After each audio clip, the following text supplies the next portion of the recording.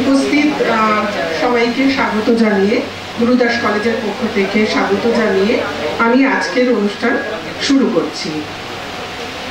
আজকের অনুষ্ঠানের বিষয় হলো SVEEP, অর্থাৎ কিনা যার পুরো কথাটা হলো systematic voters education and electoral participation. তো এটা কি আমি এ নিয়ে একটু বলে নিই, তারপর আমি মূল অনুষ্ঠানে যাব।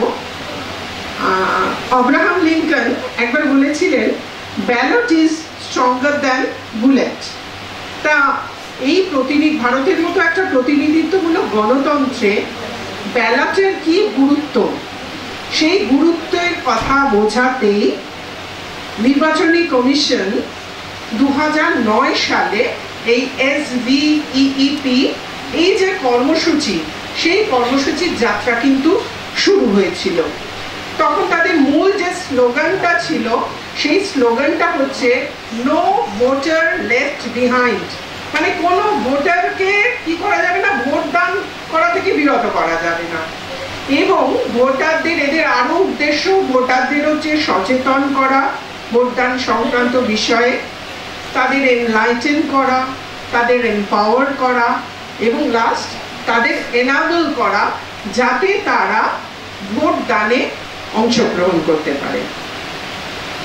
আমরা মোটামুটি রাষ্ট্রবিজ্ঞানের ছাত্রছাত্রী যারা, তারা জানি যে পলিটিক্যাল পার্টিসিপেশন বলতে এই নির্বাচনে অংশগ্রহণ করার ব্যাপারটি বিশেষভাবে বলা হয়ে থাকত। তো এ প্রসঙ্গে আমি এক দুজনের নাম একটু বলছি। লিস্টার মিলব্রেথ, যিনি 1985-এ মার্কিন যুক্তরাষ্ট্রের গবেষণার ভিত্তিতে তিনি political participation, how and why do people gate involved in politics, এই গ্রন্থে রাজনৈতিক যে অংশগ্রহণ তার চরিত্রটাকে তিনভাবে দেখছেন। যারা অংশগ্রহণ করছেন তাদের তিনি বলছেন গ্ল্যাডিওলেটারাল অ্যাক্টিভিটিস, ট্রানজিশনাল অ্যাক্টিভিটিস আর স্পেকটেটর অ্যাক্টিভিটিস। অর্থাৎ এরা যোদ্ধাসুলভ মনোভাব, এরা প্রচন্ড সক্রিয়, এরা নির্বাচনে অংশগ্রহণ করে, ভোটে দাঁড়িয়ে পড়ে, ঠিক আছে, ফান্ড রেজ করে। যারা ট্রানজিশনাল, তারা মিটিং মিছিলে যোগদান করে, তারাও ফান্ড রেজ করে। আর যারা স্পেকটেটর, এরা হচ্ছে দর্শক সুলভ একটা মনোভাব কিন্তু তাদের মধ্যে থাকে। তো এই কাজটাকে পরবর্তীকালে সিডনি ভার্বা, কিনজো এবং নরম্যান নাই এরা কি করছেন, আরো বেশি সেটার উপর পালিশ দিয়ে তারা কি লিখছেন, পার্টিসিপেশন অ্যান্ড পলিটিক্যাল ইকুয়ালিটি বলে একটা গ্রন্থ লিখছেন। তারা এই যে লিস্টার মিলব্রেথের যে আলোচনাটা, সেই আলোচনাটা থেকে আরো বহুমাত্রিক একটা কাজ করার চেষ্টা করেছেন।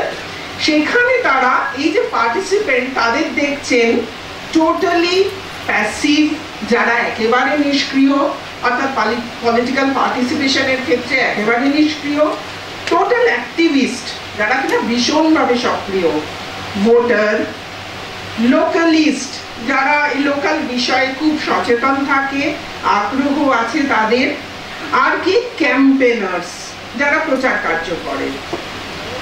আর মার্টিন লিপসেট তার পলিটিক্যাল ম্যান গ্রন্থে বলেছেন, সমাজের একটা বড় মানুষ কিন্তু এই যে ভোট দান তাতে কি করছে, বা পলিটিক্যাল পার্টিসিপেশন বলা যেতে পারে, তাতে তারা বিরত থাকছে।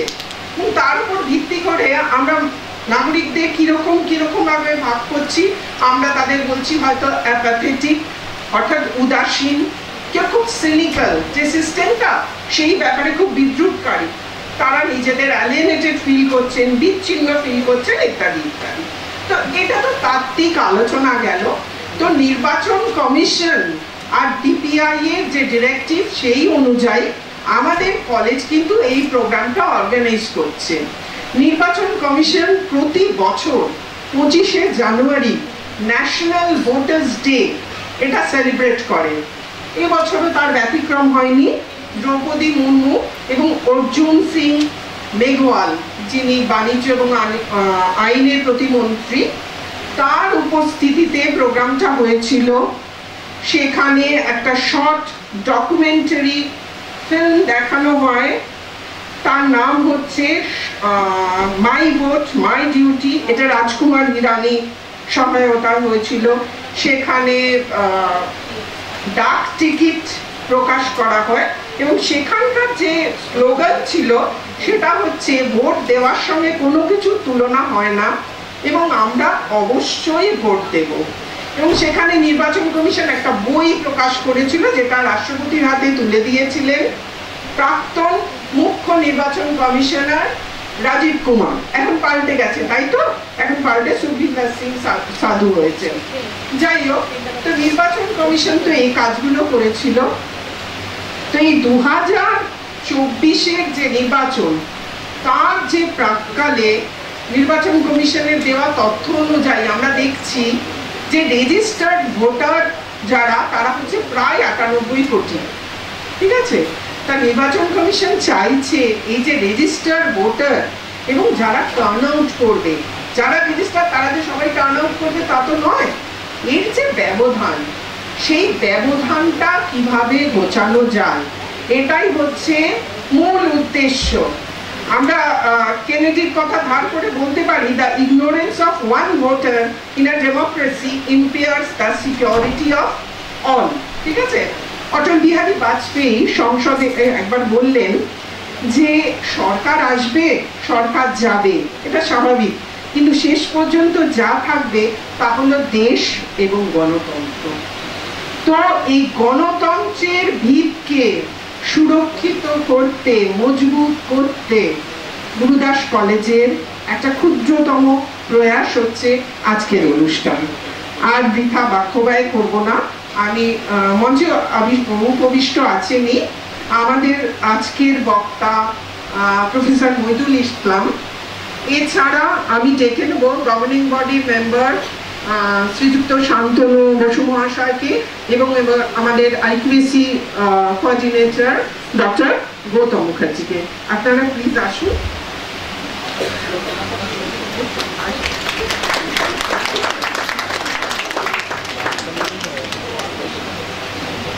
বক্তাকে সামান্য উপহার দেবেন গৌতম দা, বক্তাকে সামান্য উপহার দিয়ে বরণ করে নেবেন।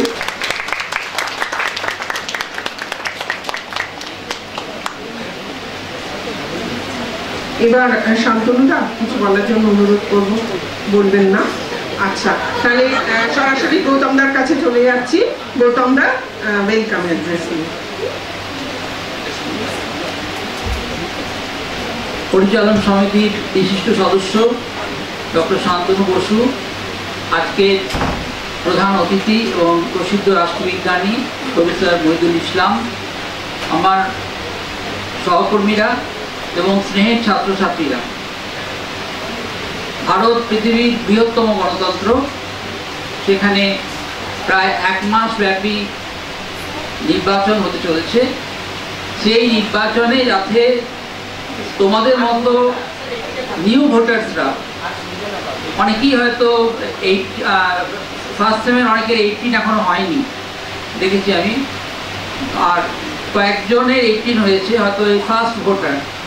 তো তোমাদের এই নির্বাচনে অংশগ্রহণ, তার গুরুত্ব কি, ভোটের ক্ষেত্রে অংশগ্রহণ করা কি জন্য দরকার, এই সমস্ত বিষয়গুলো রিমা ম্যাডাম তো বললেন, কিন্তু এই বিষয়ে যার গভীর পাণ্ডিত্য রয়েছে প্রফেসর মইদুল ইসলাম, তিনি বলবেন।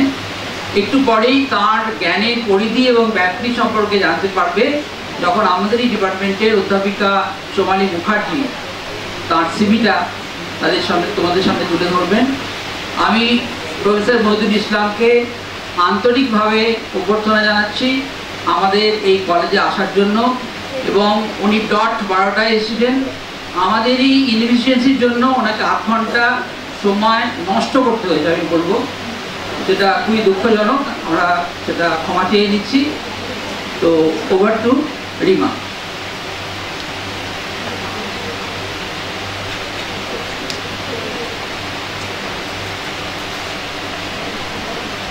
এবার প্রফেসর মইদুল ইসলামের সম্পর্কে 2-4 কথা বলবেন আমাদেরই অধ্যাপিকা doctor Somali Mukherjee.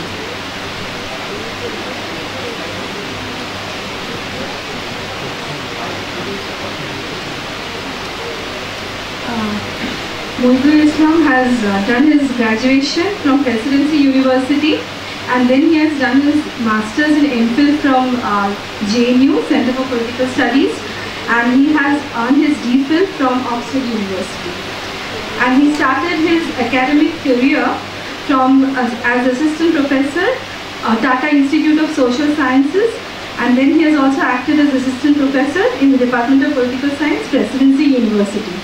He was also a fellow in the Indian Institute of Advanced Study, Shimla.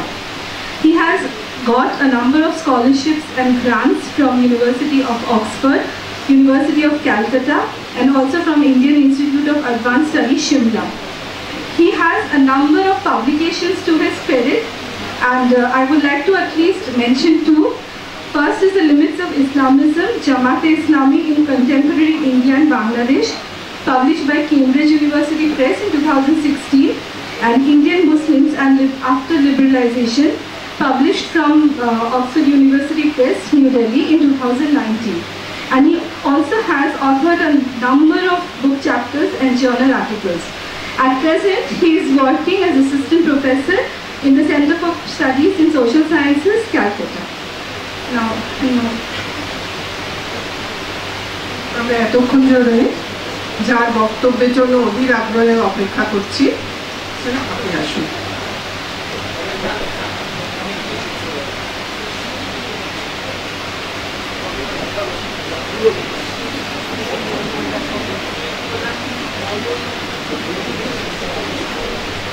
কথা শোনা যাচ্ছে পিছনে?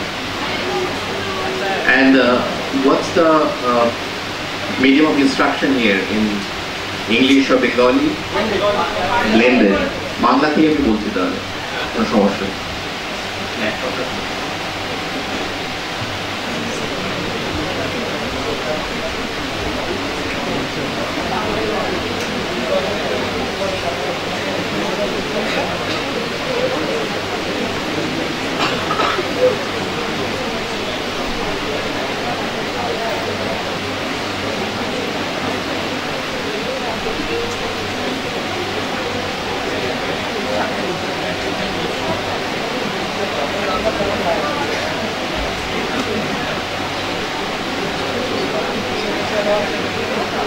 Now,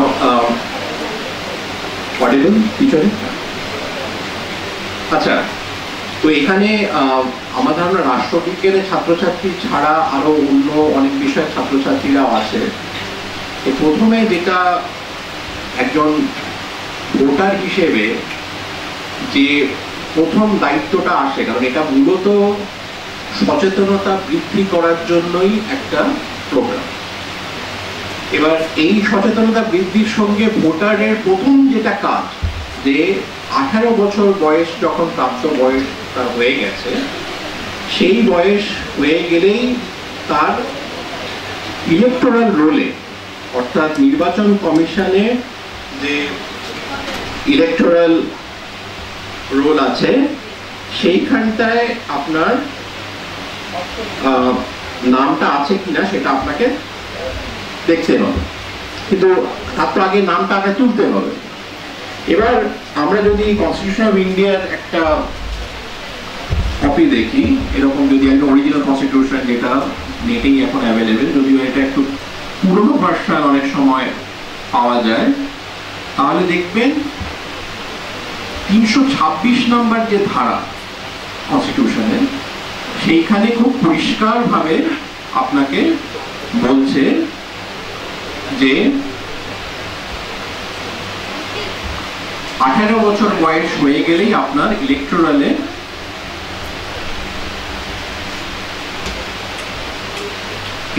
রোলে আপনার নাম আছে কিনা এটা জানা। এবার আমরা এটা জানবো কি করে? ধরুন আপনি কনস্টিটিউশন দেখলেন, এটা আপনি টেকনিক্যাল জায়গায় অনেকেই এই জিনিসগুলো দেখার একটা বিষয় আছে। তাহলে আমি যদি এখন 326 এখানে একটা ফাইন্ড করি, ইলেকশনস টু দা, দেখতে পাচ্ছেন একটু আর একটু বড় করতে হবে,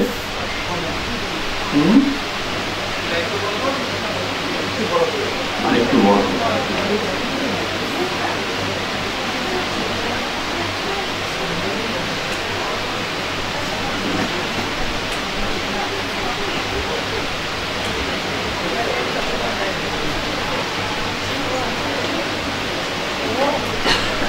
সেকেন্ডসে আপনি দেখছেন elections to the house of the people and to the legislative assemblies of states to be on the basis of adult suffrage.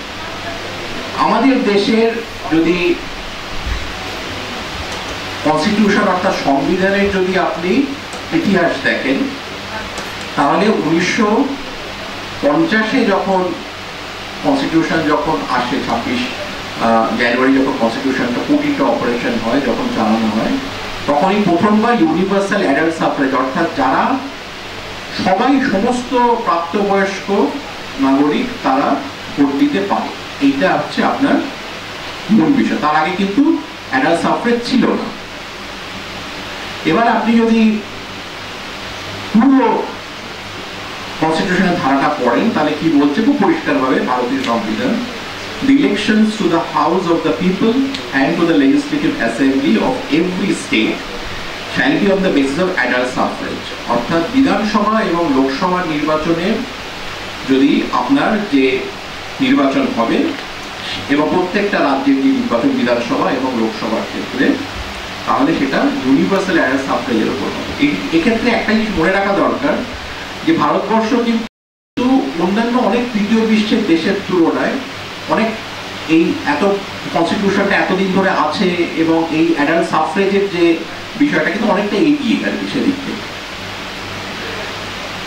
Every person who is a citizen of India and who is not less than 18 years, 18 বছরের নিচে যারা, তারা vote দিতে পারেন না, on such date as may be fixed in behalf or by under the law made by the appropriate legislature and is not otherwise disqualified under this constitution or any law made by the appropriate legislature on the ground of non-residence। অর্থাৎ আপনি যদি সেখানে না থাকেন, আনসাউন্ডনেস of mind, অর্থাৎ যারা এখানে একটা বলতে পারেন যে অনেকে যে যারা মানসিকভাবে যারা সুস্থিতিশীল নয়, তাদের ক্ষেত্রে তারা কিন্তু ভোট দিতে পারেন। or corrupt or illegal practice shall be entitled to register as a voter at any such election। অর্থাৎ আপনি যদি corrupt কিংবা ইলিগাল প্র্যাকটিস হয় এরকম একটা যদি থাকে, এটা কিন্তু কনস্টিটিউশনের মূল আইডিয়া। আমাদের দেশের একটা সমস্যা হয়ে গেছে, কিন্তু করাপ্ট এবং ইলিগাল প্র্যাকটিস করে এখন লোকে ভোটেও দাঁড়াচ্ছে, ইলেক্টেডও হয়ে যাচ্ছে, কিন্তু কনস্টিটিউশনের অরিজিনাল যদি ম্যান্ডেট দেখেন আপনার ধারা 326 অনুযায়ী, তাহলে তাদের ভোটার লিস্টেই নাম থাকার কথা নয়। কিন্তু দেখা যাচ্ছে যে এবার তাই জন্যে নির্বাচন কমিশন এখন আপনি দেখবেন যে যখনই নির্বাচনে দাঁড়াতে যায় তখন তার কোন পার্ট নাম্বার এবং সিরিয়াল নাম্বার ইলেকট্রাল তার যে আছে সেটাই শুধু নয়, তার ক্রিমিনাল ব্যাকগ্রাউন্ডটা চেক করতে হয় যে তার নামে কোনো ক্রিমিনাল কেস আছে কিনা, ভোটাররা যাতে জানতে পারে। এখানে আবার আইনের একটা ফাঁক দিয়ে অনেকে বলতে পারেন যে হ্যাঁ ক্রিমিনাল কেস আছে কিন্তু সেটা এখনো প্রমাণিত নয়, ফলে সে ভোটে দর দাঁড়াতে পারে। কিন্তু আপনি যদি কনস্টিটিউশনের যদি স্পিরিটটা দেখেন, তাহলে ক্রিমিনাল কিংবা এই ধরনের করাপ্ট প্র্যাকটিসে থাকলে তার ভোটার লিস্টেই নাম থাকার কথা নয়। 18 বছর বয়সের যদি এবার আপনি হয়ে যান, তার প্রথম যেটা আপনার কাজ যে আপনার ভোটার লিস্টে নামটা তুলতে হবে। তাহলে কি করতে হবে? এখন ইলেকশন কমিশন অফ ওয়েবসাইটের থেকেই আপনি এই কাজগুলো করতে পারেন। এবং আরেকটা যেটা হয়েছে এখন এই ভোটার সার্ভিস পোর্টাল, এখানে চলে যাবেন, তাহলে আপনার সেখানটায় এই জায়গাগুলো আছে আর কি, track application status, search in electoral roll, হ্যাঁ, এই জায়গাগুলো আপনি পাবেন। এবার কিংবা আপনার যদি অলরেডি এপিক থাকে তাহলে এপিক থাকে। এবার ধরুন আমাদের দেশে ধরুন আজকে একটা নতুন ধরনের কার্ড হয়, কিন্তু আমাদের দেশে প্রত্যেক 25 বছর অন্তর একটা ডিলিমিটেশন হয়। ডিলিমিটেশন বলতে অর্থাৎ একটা কেন্দ্রে যতগুলো মানুষ আছে সেই কেন্দ্র থেকে যদি খুব বেশি হয়ে যায় তখন তো সমানুপাতিক এক ভোটটা ঠিক হলো না।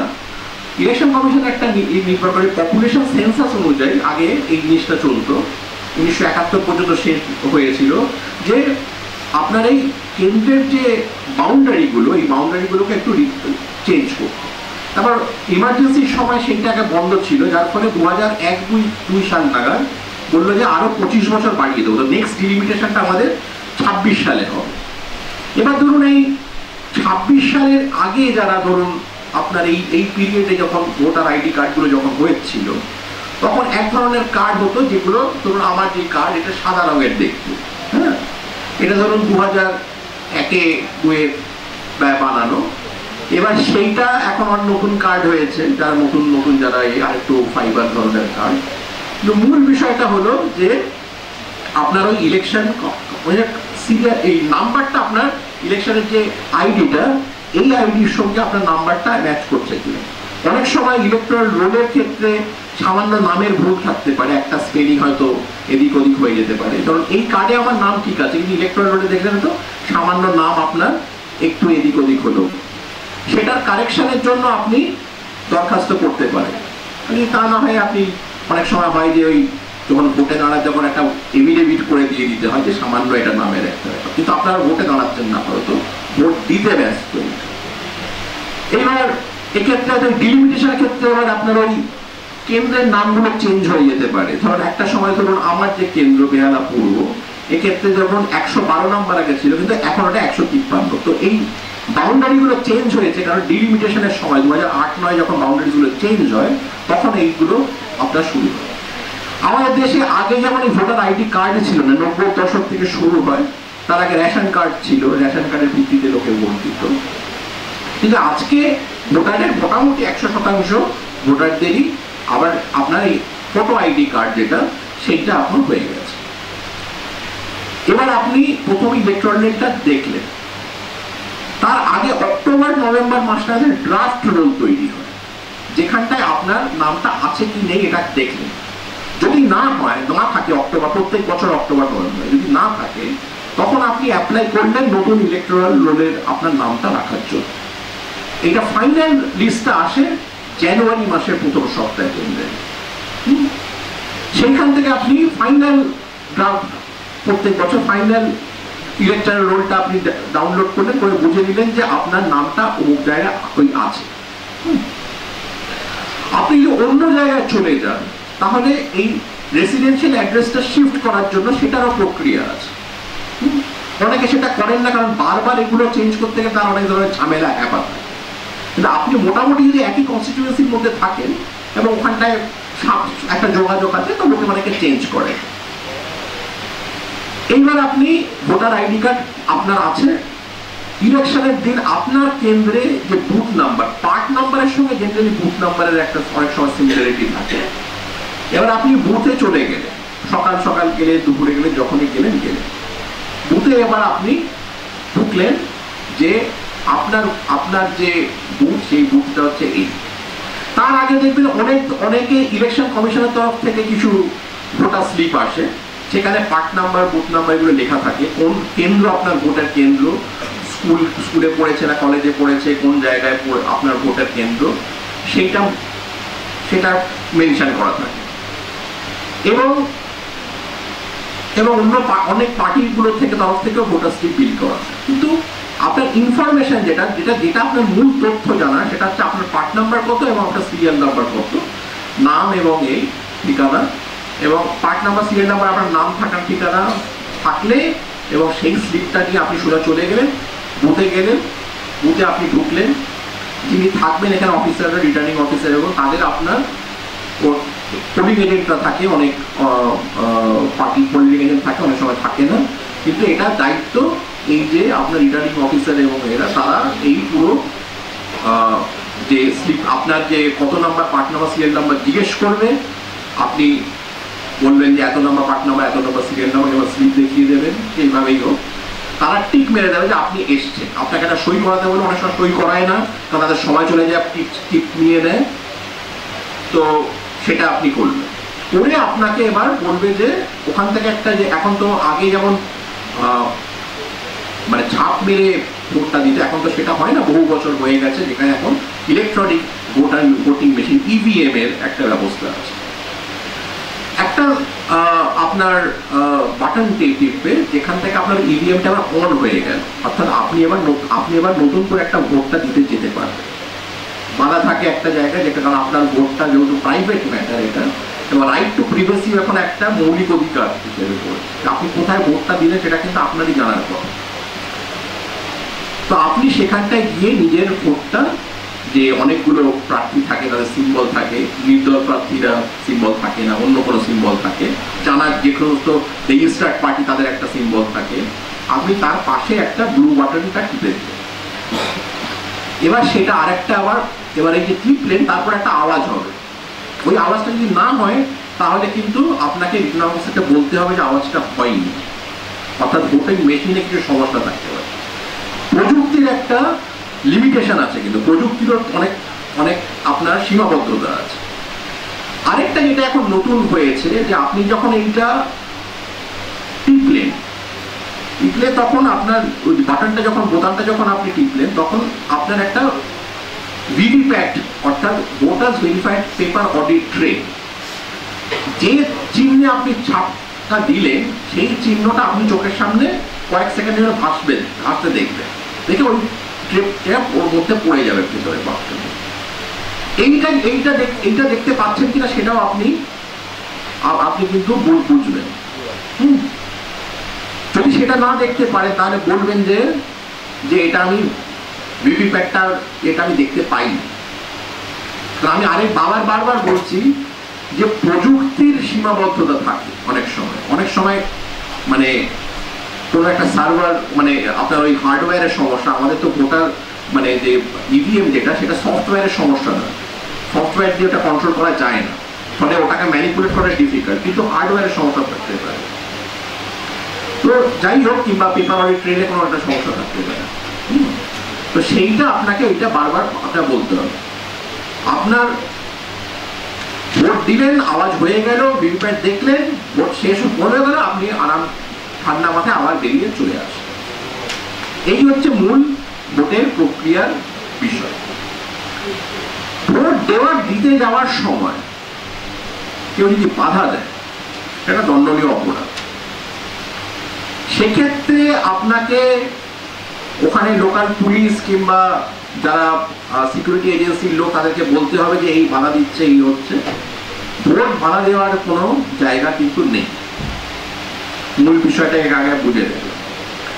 অর্থাৎ অবাধ শান্তিপূর্ণ ভোট কিন্তু মানুষের এটা অধিকার, আমাদের দেশের নাগরিকদের এটা অধিকার, ঠিক আছে? এবার এই অবাধ শান্তিপূর্ণ ভোটের ক্ষেত্রে জনগণের যে সচেতনতা এবং কেন ভোট দেওয়াটা জরুরি এটাও আপনাকে বুঝতে হবে। একটা সময় ছিল স্বাধীনতার পরে 50-এর দশক 60-এর দশক যখন ভোটার পার্টিসিপেশন কম ছিল, বিশেষ করে 50-এর দশকে 50% নিচে ভোট পড়তো, সারা ভারতবর্ষের আমি কথা বলছি। কিন্তু এখন ভোটারের পার্টিসিপেশন অনেক বেড়েছে এবং সেই সচেতনতাটা আরো বেশি হওয়া উচিত। তার কারণটা কি? এই যে ইউনিভার্সাল অ্যাডাল্ট সাফরেজের যে পুরো অধিকার, অর্থাৎ ভোটাধিকারের যে এই যে ভোটের যে অধিকার, এটা কিন্তু বহু দশকের লড়াইয়ের পরে, অর্থাৎ স্বাধীনতার যুদ্ধের ধরুন প্রায় 150, 60, 70, 190 বছরের স্বাধীনতা যুদ্ধ যদি আমরা ধরি, তাহলে এটা এতগুলো যুদ্ধের এর পরে কিন্তু এই সাধারণ মানুষ কিন্তু ভোটের অধিকার পেয়েছে। আগে কিন্তু এই ভোটের অধিকারটা সবার জন্য ছিল না, 10%-এর মতো মানুষ ভোট দিতে পারত, কারণ সেই ভোটগুলো ধরুন 1935-এর 37-এর নির্বাচন, 46-এর নির্বাচন, অর্থাৎ স্বাধীনতার আগের যে নির্বাচনগুলোতে সবাই ভোটের অধিকার ছিল না। ভোটের অধিকার কেবল হচ্ছে কিছু মুসলিম মানুষ যাদের এডুকেশন কোয়ালিফিকেশন কিংবা প্রপার্টি রাইট এটার উপর ভিত্তি করেছিল। তো এই যে 52 সাল থেকে ইউনিভার্সাল সাফরেজ হলো, এটার পিছনে আপনার এবং আপনাদের পূর্বপুরুষদের যে স্বাধীনতা বিরোধী মানে উপনিবেশবাদ বিরোধী যে আন্দোলন এবং এই যে ইউনিভার্সাল অ্যাডাল্ট সাফরেজ জনগণের নিজের এখন যে লড়াই, সেগুলো মানে তার সঙ্গে যুক্ত আর কি। কারণ আগের যে রাজা প্রজা জমিদারি এই যে ব্যবস্থাগুলো কিন্তু চলে গেছে, রাজতন্ত্র বহু বছর আগে চলে গেছে, এখন এটা হচ্ছে প্রজাতন্ত্র কিংবা লোকতন্ত্র। এখানে কিন্তু মানুষ, এখানে প্রাপ্তবয়স্ক মানুষ হচ্ছে শেষ কথা বলছে লোকে, এবং আপনার প্রত্যেক 5 বছর অন্তর আপনাকে একটা সুযোগ দেওয়া হচ্ছে যে আপনি সরকারটা পরিবর্তন করবেন কি করবেন, এবং সেটা কিন্তু গত 5 বছরের ট্র্যাক রেকর্ড আপনি দেখছেন। এখানে কোনো একটা ব্যক্তিকে দেখে আপনি ভোট দিচ্ছেন না, এটা সবসময় মাথায় রাখবেন।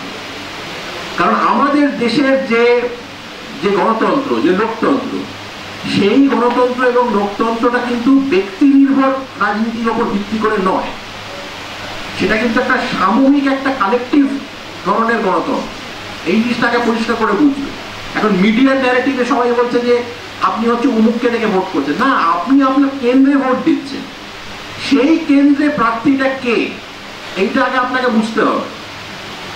সেই কেন্দ্রে কোন পার্টি কিংবা কারা কাজ করেছে কি করেনি এই জিনিসটা বুঝবে না। যে কেন্দ্রে আপনার, তার জন্য নির্বাচন কমিশন নতুন একটা অ্যাপও করেছে, নো ইউর ক্যান্ডিডেট বলে। তুমি এখন গুগল করলেও আপনি বুঝতে পারবেন যে এইটা আপনার প্রার্থীকে, তার কি বিষয়ে সম্পর্কে বেসিক যে ইনফরমেশন গুলো সেখানে আছে, ঠিক আছে? মানে সেইটা আগে জানা দরকার যে আপনি আপনার কেন্দ্রে ভোট দিচ্ছেন এবং এই আপনার ইলেক্টেড যে রিপ্রেজেন্টেটিভ তারা মিলে কিন্তু পরবর্তীকালে কে প্রধানমন্ত্রী হবে, কে মন্ত্রী হবে সেগুলো ঠিক করবে। আমাদের দেশ কিন্তু মার্কিন যুক্তরাষ্ট্রের প্রেসিডেন্সিয়াল ফর্ম অফ ইলেকশন নয়, এটাকে বুঝবেন। বারবার আমরা মার্কিন যুক্তরাষ্ট্রের বিভিন্ন জায়গা থেকে আমরা কোট করি, ব্যারাক ওবামা এই ওখানকার ইলেকশনসের, এই একদমই মেলে না। মার্কিন যুক্তরাষ্ট্রের নির্বাচনের সঙ্গে আমাদের নির্বাচনী ব্যবস্থাটা সম্পূর্ণ আলাদা। আমাদের এখানে প্রেসিডেন্সিয়াল ফর্ম অফ গভর্নমেন্ট নয়, এটা পার্লামেন্টারি সিস্টেম। তো ভারতবর্ষের সংসদে এখানটা আপনি লোক পাঠাবেন আপনার, কিংবা বিধানসভা ভোটে বিধানসভায় আপনি প্রতিনিধি পাঠাবেন, সেই জিনিসটা আপনাকে বারবার বুঝতে হবে। তার জন্য আপনি আপনার কেন্দ্রে ভোট দিচ্ছেন, কেন্দ্রের প্রার্থীকে, কেন্দ্রে কোন কোন কে কাজ করলো, হ্যাঁ, সেই উপর, সেটার উপর নির্ভর করে কিন্তু আপনি ভোটটা দেবেন। ক্লিয়ার?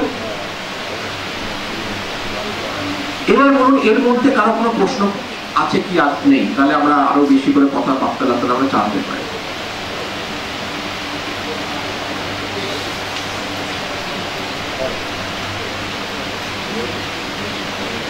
কোনো প্রশ্ন নেই?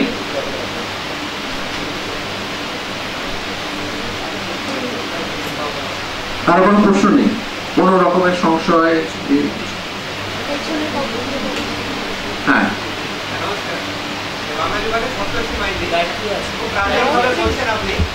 একটা বিষয় আপনি বললেন যে 1935 সালে বা তার আগে যারা ভোটার সংখ্যা খুবই সীমিত ছিল এবং তাদের একটা শিক্ষাগত যোগ্যতা বা একটা, আমার বিষয় সেটা না, যেটা ইউনিভার্সাল হয়ে গেছে ঠিক আছে, সেটা মান্য অবশ্যই। যারা ভোটে দাঁড়াচ্ছেন তাদের কি এরকম একটা কোনো মান, নির্বাচন মানে যোগ্যতা মান, সেটা শিক্ষাগত হতে পারে, সেটা নেই, সেটা কি কোনো বিশেষ কারণ আছে বা অন্যান্য দেশের কি তাই? মানে আমি জিজ্ঞাসা আমার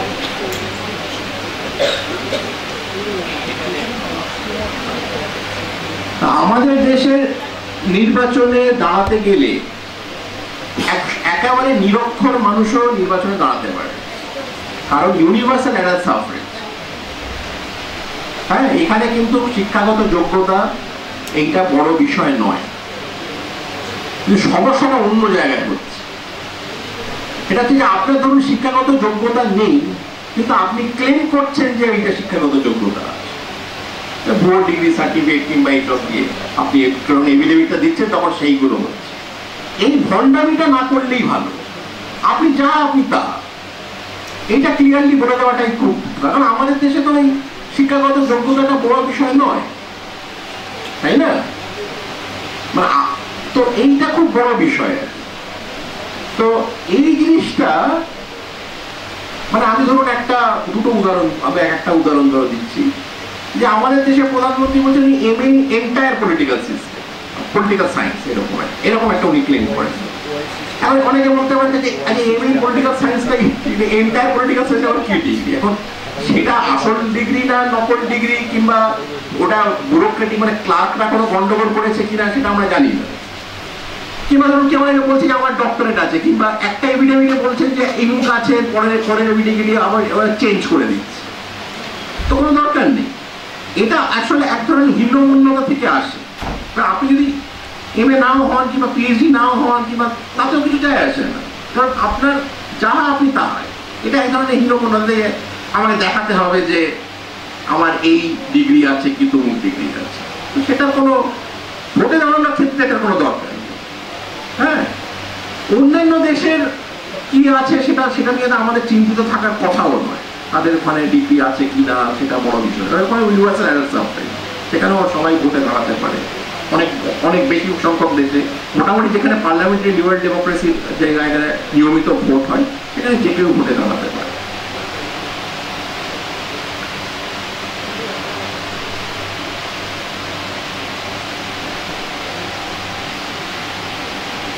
কারণ আরো কোনো প্রশ্ন আছে? কারণ আমি এটা ইন্টারঅ্যাক্টিভ সেশনে চাইছি, কারণ ভোটের ইলেকট্রাল রোলে আপনার নাম আছে থেকে শুরু করে ভোট দেওয়া পর্যন্ত খুব পরিষ্কার করে বুঝিয়ে দেওয়ার চেষ্টা করেছি।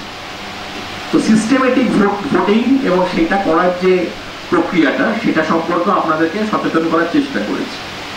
এইবার আর কোনো প্রশ্ন আছে কি না আছে, ভোট কেন্দ্রিক যদি আপনারা কোনো প্রশ্ন করেন তাহলে সেটা আমরা আলোচনা করতে পারি।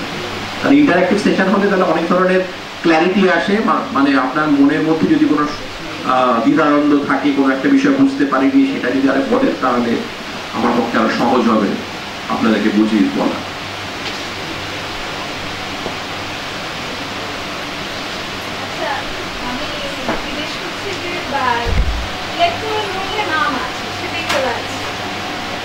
যারা নতুন ভোটার কিন্তু কোনো কারণবশত ভোটার আইডি কার্ডটা আসে, তাহলে তো তারা ভোট দিতে পারবে। অ্যাকচুয়ালি আপনার ইলেকট্রাল ভোটের নাম আছে, আপনার যদি স্লিপ আইডি নেই, স্লিপ যদি আপনার ভোটার লিস্ট ভোটার স্লিপ তো আপনি নিয়ে যাবেন, ভোটার স্লিপ যদি তখন ভোটের ভোট তো দেওয়া উচিত আর কি। এটা রিটার্নিং অফিসার বলবে যে আপনার যত ছবি আছে ভোটার লিস্টে, মানে রিটার্নিং অফিসার না তো করতে পারবেন না, কিন্তু অন্য কোনো দিতে পারে, মানে আপনি আধার কিংবা পাসপোর্ট এই ধরনের একটা কিছু নিয়ে, যেহেতু আপনি আসেননি, দেরি হয়েছে, বাচ্চাদের কথা বলছে না সেটাই। হ্যাঁ, আর আরেকটা যেটা হয় যে আপনি ওটা যেহেতু এখান থেকে ডাউনলোড করতে পারেন, মানে সেই ই-এপিক আপনি ডাউনলোড করে নিতে পারেন। যদি না এসে থাকে তাহলে আপনার ভোটার ইলেকট্রাল ইয়েতে যদি নাম থাকে, আপনি এপিক যে নাম্বারটা ওটা দিয়ে আপনি ডাউনলোড করতে, অনেকগুলো অপশন আছে, 4-5টা অপশন আছে, ফুল ডিটেলস দিয়ে একটা ডাউনলোড করতে পারেন, আর আপনি জাস্ট এপিক আইডি দিয়েই ওটা ডাউনলোড করে দিতে পারেন, তো তার কোনো সমস্যা নেই। 12D বলে ফর্ম সিনিয়র সিটিজেনদের জন্য, যারা ভোট মানে যেতে পারবে না তাদের এটা আলাদা করে আগে ফর্ম ফিল আপ করতে হয়, গিয়ে যাতে সিনিয়র সিটিজেনরা যেতে পারে, মানে না 80 বছরের উপর। সিনিয়র সিটিজেন টেকনিক্যালি 60-এর উপরে, কিন্তু হ্যাঁ, কিন্তু 80 বছরের উপরে, হ্যাঁ, সেটা একটা পোস্টাল ব্যালটের মতো। এখন আমরা এখন অত দূর এখনো যাইনি, কিন্তু লাইফ এক্সপেক্টেন্সি বাড় যেহেতু বাড়ছে আমাদের দেশে, অত দূর হয়তো আগামী অদূর ভবিষ্যতে যেতে পারে।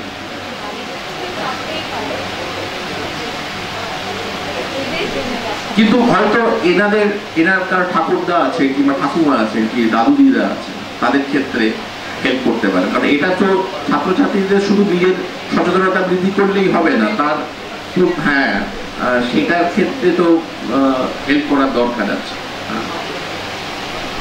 আর বলুন,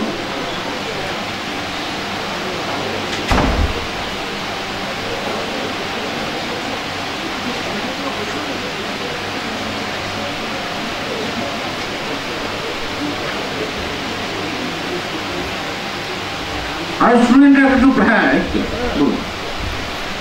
বললেন, আপনি বললেন যে ভোটের অধিকার হচ্ছে একটা মৌলিক অধিকার, ঠিক আছে। আমরা মোটামুটি একটু শহর এলাকায় থাকি, আপনার কাছ থেকে আমরা জানছি, আমরা সচেতন হতে পারছি।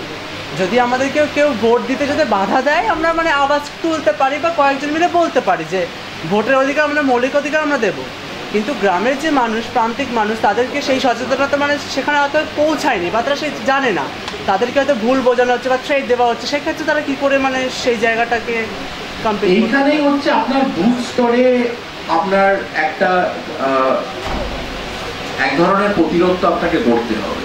সেটা তো সেখানকার যে লোকাল যে কমিউনিটি, কমিউনিটি বলতে আমি এখানে জাত ধর্ম কমিউনিটি বলছি, আমি যে ভিলেজ কমিউনিটির কথা বলছি, অর্থাৎ গ্রামের যে লোকাল যে জায়গায় সেখানকার প্রতিবাদ প্রতিরোধ মানুষকে নিজের সচেতনতা, নিজের ভোটটা নিজে দিতে হবে, তার জন্য আশেপাশের লোককে তো তাকে জড়ো করতে হবে।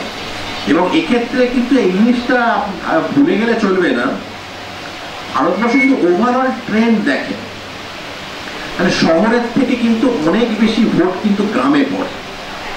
তার কারণটা হচ্ছে যে শহরের যে ধনী কিংবা মধ্যবিত্ত অংশ, যাদের সরকারি বিভিন্ন প্রকল্পের উপরে যাদের নির্ভরশীলতা কম, তাদের মধ্যে কিন্তু ভোটের সম্পর্কে উদাসীনতাটা অনেক বেশি। কিন্তু গ্রামের মানুষ, একেবারে সাধারণ গরিব অত্যাচারিত নিপীড়িত ধরনের মানুষ, তারা কিন্তু এই 5 বছরে একবার একটা তারা এই অপশনটা পায় তাদের মতামতটা জানানোর জন্য, কোনো একটা সরকারের পক্ষে কিংবা বিপক্ষে, কোনো একটা ক্যান্ডিডেটের পক্ষে বিপক্ষে, কোনো একটা দলের পক্ষে বিপক্ষে, যাই হোক, সে কিন্তু একটা পজিশন দেয়। মানে এই জিনিসটা ভাবার কোনো কারণ নেই যে সবসময় গ্রামে এই থ্রেটটা হয়। থ্রেট যে কোনো জায়গাতেই হতে পারে, আপনাকে শহরেও হতে পারে অনেক ভোট, কিন্তু সেই সংখ্যাটা কত সেটাও একটা বিষয়। কিন্তু এখানে প্রশ্নটা একজনের ক্ষেত্রে যদি হয় তাহলে সেটা হচ্ছে আপনার মৌলিক অধিকারের ক্ষেত্রে একটা চরম ভায়োলেশন। হ্যাঁ, যদিও আমাদের কনস্টিটিউশনে যে মৌলিক অধিকারের মধ্যে ভোটাধিকারটা ওইভাবে স্টেটেড নয়, ওই ফ্রিডম টু এক্সপ্রেসটাকে আরেকটু বড় করে ধরা, কারণ 326 নম্বর ধারাটা মৌলিক অধিকারের মধ্যে পড়ে না, কিন্তু এটা একটা সাংবিধানিক অধিকার। এই সাংবিধানিক অধিকারটা মানুষ তার নিজের লড়াই করেই পেয়েছে। কিন্তু মৌলিক অধিকারটা ফ্রিডম অফ এক্সপ্রেশন, অর্থাৎ আপনি যে নিজের মতামতটা জানালে তার মধ্যেই ভোটাধিকারটা সম্পূর্ণভাবে ঢুক পড়ে যাচ্ছে। আমি বলছি সাংবিধানিক দৃষ্টিকোণ থেকে দেখলে এইভাবে জিনিসটা পরিষ্কার হয়।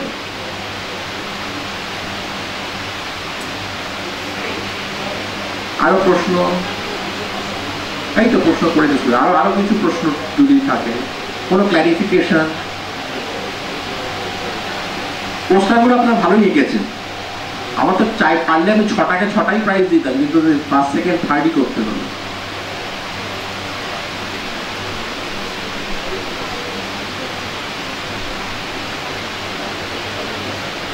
আরো কোনো বিষয়?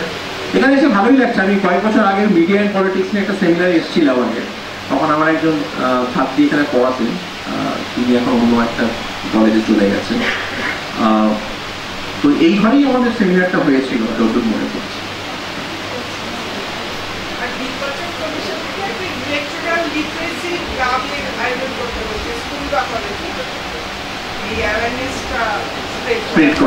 তো সেইটা এখন নতুন একটা উদ্যোগ হয়েছে যে স্কুল কিংবা কলেজে যেমন এই ডিবেটিং ক্লাব কিংবা ড্রামা ক্লাব অনেক ক্ষেত্রে কিংবা ফিল্ম ক্লাব এইগুলো হয়, এখন এই ভোটার লিটারেসি, ভোটারদের সেইটাকে বাড়ানোর জন্য, সচেতনতা বাড়ানোর জন্য একদম স্কুল কলেজের ক্ষেত্রে এই জিনিসটা তৈরি হয়েছে। কারণ স্কুলে পড়লে অনেক সময় 11-12 পড়লে অনেক 18 হয়ে যায়, তার জন্যই এটা করা। কিন্তু কলেজে তো অবশ্যই 18 হয়ে গেছে, এটা করেই দিচ্ছে আর কি। ফলে সেইটাও একটা, সেই উদ্যোগটাকেও নেওয়া আর কি, যে ওটার সম্পর্কে সচেতন। আসলে গুড সিটিজেনের যে আইডিয়া, সেটা কিন্তু সচেতন নাগরিকেরই আইডিয়া। একটা ভালো নাগরিক হচ্ছে সেই যে সচেতন নাগরিক। হ্যাঁ, এবং সেখানে শিক্ষা, সচেতনতা এগুলোর সঙ্গে একটা তার একটা পরিপূরক আর কি। শিক্ষার সঙ্গে সচেতনতা একটা পরিপূর্ণ আছে। শিক্ষা মানে আমি বলছি শুধু আপনার ডিগ্রি শিক্ষা আছে কি তাই নয়, আমি গ্রামের মানুষও শিক্ষিত হতে পারে, কিন্তু তার এই বিষয় ক্ষেত্রে তার শিক্ষাটা আছে কিনা সেইটাই আমি বলার চেষ্টা করছি। এই ধরনের শিক্ষা দরকার, ভোটারদের নিজের অধিকার সম্পর্কে জানা দরকার, সচেতন হওয়া দরকার আরো বেশি, এবং কেন বেশি করে ভোট দেওয়া উচিত সেইটা দরকার। কারণ আমার আপনার ট্যাক্সের টাকায় কিন্তু এই ভোট চলছে, এবং ট্যাক্স যে সবসময় ধনী লোকেরা দেয়, মধ্যবিত্ত লোকেরা তা নয়। আপনি প্রত্যেকটা জিনিস যখন কিনছেন বাজারে, যে কোনো পণ্যই আপনি কিনছেন, তার উপর কিন্তু আপনারা ট্যাক্স দিচ্ছেন। জিএসটি, এসজিএসটি সব এখন তার মধ্যে ট্যাক্সের আওতায় আছে। মানে যেটা আপনি ডিরেক্ট ট্যাক্স না দিয়ে ইনডিরেক্ট ট্যাক্স দিচ্ছে, মানে একেবারে সাধারণ গরিব মানুষও দেশের ট্যাক্স দিচ্ছে, ধনীরাও ট্যাক্স দিচ্ছে। কিন্তু ব্যাপারটা এরকম না যে ধনী যারা ইনকাম ট্যাক্স দেয় তারাই হচ্ছে ট্যাক্স দিচ্ছে। মানে ট্যাক্স এই সমস্ত যে রাজস্ব, এই রাজস্ব থেকে একটা আপনার কয়েক হাজার কোটি টাকা ধরে এক ধরনের আপনার এই ইলেকশন তৈরি হচ্ছে। শুধু আমাদের এবারের ভোটারদের এই ইলেকশনের জন্য নতুন যে ইভিএম হয়েছে তার 5,000 কোটি টাকার উপরে প্রায় খরচ হয়েছে, যেখানে এখন অনেক বিরোধী পক্ষরা বলছে যে ভিভিপ্যাট গুলো সম্পূর্ণ আপনাকে গুনতে হবে। কারণ আমি আবার বলছি যে প্রযুক্তির সীমাবদ্ধতা থাকে। কারণ এখনো পর্যন্ত ইলেকশন কমিশন গো করে বসে আছে যে 5% হচ্ছে আমরা ভিভিপ্যাট গুনবো এবং সেটা র্যান্ডামলি করে। এখন সেটা হয়তো সেটা আরেকটু বেশি আধিকারিক বাড়িয়ে সেটা 5-6 ঘন্টায় করে নেওয়া যায়। কারণ আগে যখন ইলেকশনের রেজাল্ট বেরোতো সেটা 1 দিন 2 দিন হয়তো বেরোতো, এখন এই নতুন একটাই হয়েছে যে 1-2 ঘন্টার মধ্যে 3 ঘন্টার মধ্যে আপনি করে দিচ্ছেন।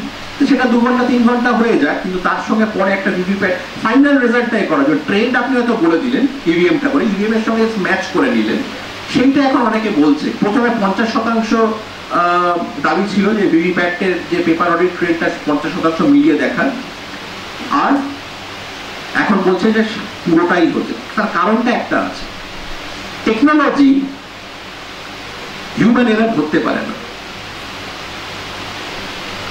অর্থাৎ মানুষ যদি একটা কোনো ভুল করে থাকে সেটা টেকনোলজি ধরতে পারবে না। ধরুন আমার নামের বানান যদি একটু সামান্য এদিক ওদিক চেঞ্জ করে, আপনি ফাইন্ড করলে আমার নামে তো পাবেন না, পুরো নামটা পাবেন না, কারণ টেকনোলজি ধরতে পারবেন না।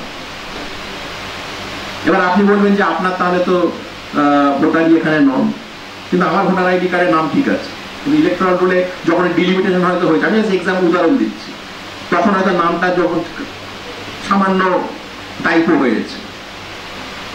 তো তেমন প্রত্যেকটা প্রযুক্তিরই তার একটা সমস্যা থাকে, মানে কোনো একটা হিউম্যান। এবার টেকনোলজি তো নিজস্ব একটা প্রবলেম আছে, তো প্রযুক্তির নিজস্ব একটা সমস্যা আছে, তার জন্য ডাবল চেক করা উচিত। মানে অনলাইন এবং অফলাইন দুটো মোডকেই আপনার ম্যাচ করানো উচিত। মানে এই জিনিসটাকে একটু ভালো করে বোঝার আছে। সেখানে বিরোধীদের যে পুরো দাবিটা সেটা যথেষ্ট সংযত দাবি, পুরো দাবিটা সংযত দাবি যে আপনি পেপার অডিট ট্রেডটা পুরো 100% কেনই আপনি করলেন না, মানে ম্যাচ করালেন না, সেটা একটা সংযত দাবি। কারণ আদারওয়াইজ এখানে কিন্তু কনস্পিরেসি থিওরির প্রশ্ন হচ্ছে না, স্বচ্ছতার প্রশ্ন হচ্ছে। কারণ আমাদের দেশে ইভিএম কিন্তু হ্যাক করা যায় না জেনারেলি, মানে এটা যেহেতু সফটওয়্যার দিয়ে চালিত নয়, এটা হার্ডওয়্যার দিয়ে চালিত, মানে এটা হ্যাক করা যায়, দূর থেকে আপনি হ্যাক করে ওইটা পাবেন। ফলে আপনি ইভিএম দিয়ে করে লোককে হারিয়ে দিচ্ছে, এইটা হচ্ছে মানে এক ধরনের মানে কনস্পিরেসি থিওরি যেহেতু কিছু লোকে খায়, তার জন্য অনেক রাজনীতিবিদ বলেন যে ও ইভিএম দিয়ে করে আমাদেরকে হারিয়ে দিয়েছে। তাহলে উমুক ইলেকশনে আপনি জিতলেন কেন, পরের ইলেকশনে আপনি হারলেন কেন? এটার কোনো ব্যাখ্যা পাওয়া যায় না, এটার কোনো বৈজ্ঞানিক ব্যাখ্যা পাওয়া যায় না। কিন্তু এই জায়গাটা যেটা হচ্ছে যে টেকনোলজিক্যাল এরার তো থাকতেই পারে, প্রযুক্তির তার একটা সীমাবদ্ধ থাকতেই পারে। তার জন্য এটা স্বচ্ছ রাখার জন্যই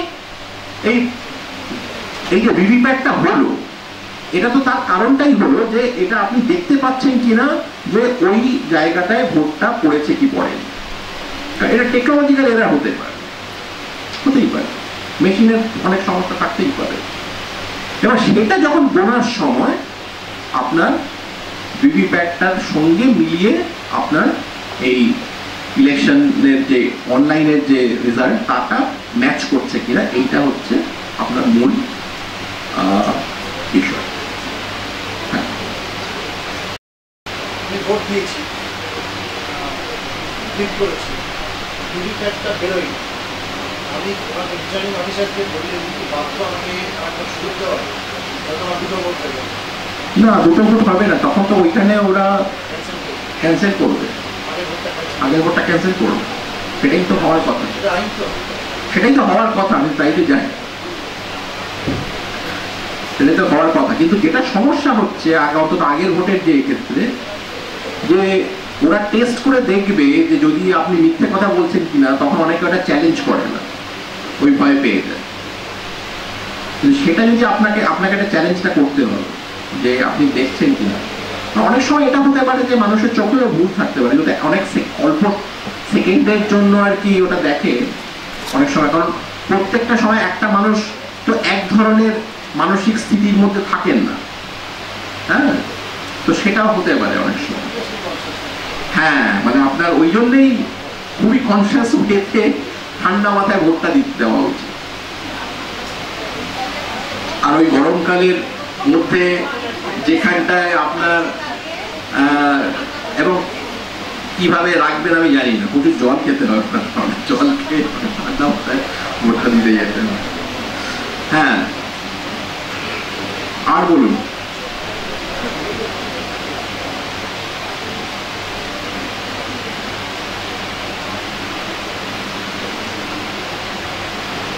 আরো কিছু প্রশ্ন ছুঁয়ে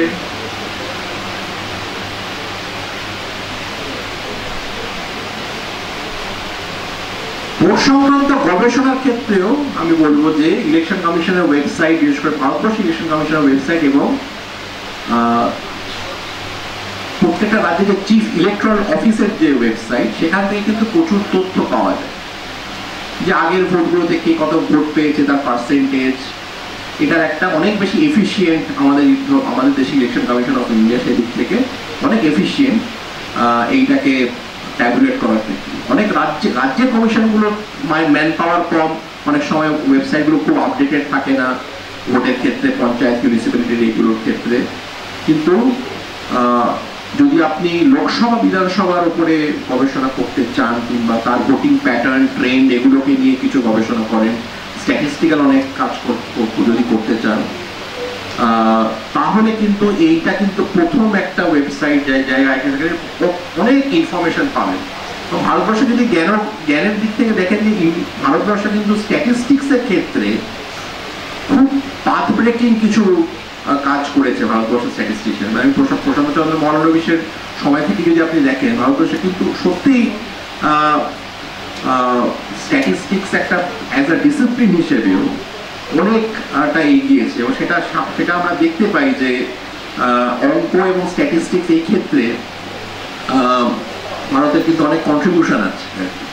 তো সেটা একটু আপনাদের মাথায় রাখা উচিত যে সেটা সবসময় অনেক সময় আমাদের এই নিত্যদিনের ক্ষেত্রে ইলেকশন কমিশনের এই জায়গাটা একটা সামহাও একটা তার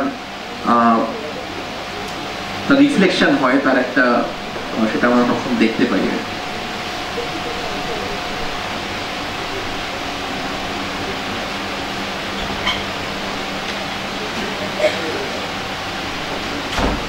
আর হ্যাঁ, দাঁড়াতে হবে, বসেও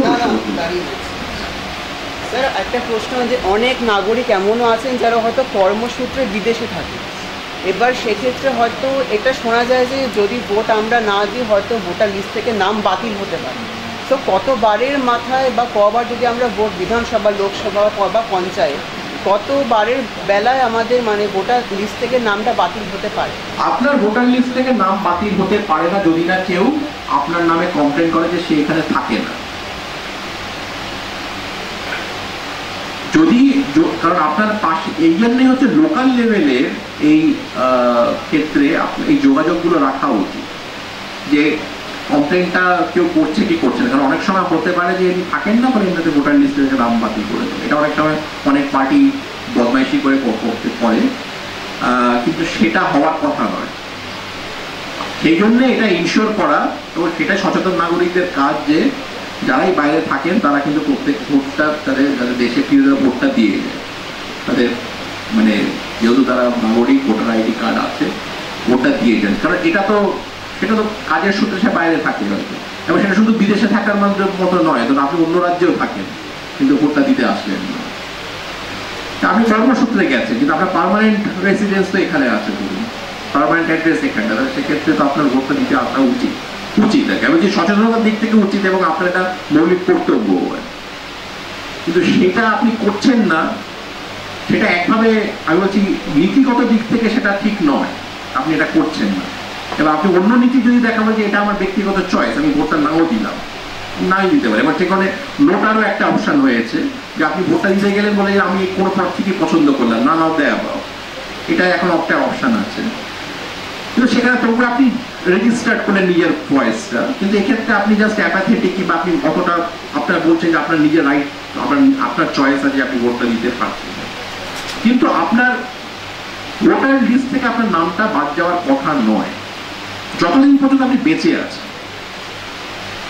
মারা গেলে সেক্ষেত্রে এইটা এই জন্যই বুথ স্তরের যারা সেই বিভিন্ন দলেরই হোক কিংবা পাড়ার লোকেরা হোক তাদেরকে এই সচেতনতা বৃদ্ধি করা উচিত, তাদেরকেও বলা উচিত যে অমুক মানুষ মারা গেছে এবং তাদের এটা তাড়াতাড়ি ডিলিট করো। সেই অপশনটাও নির্বাচন কমিশনের এতে প্রক্রিয়াতে আছে, তারও ফর্ম আছে, সেটাকে ফিল আপ করে বলে দেওয়া যে অমুক ব্যক্তি মারা গেছে তার ভোটার লিস্ট। এবং এবছরও দেখবেন অনেক নির্বাচন কমিশন যখন এই প্রেস কনফারেন্সটা করছিলেন অনেক এই ডিলিশনস হয়েছে, তারও একটা সংখ্যা উনি বললেন এই ডিলিশনগুলো হয়েছে আর কি, যারা কারণ ভোটার লিস্ট যতটা স্বচ্ছ রাখা যায় সেই চেষ্টা।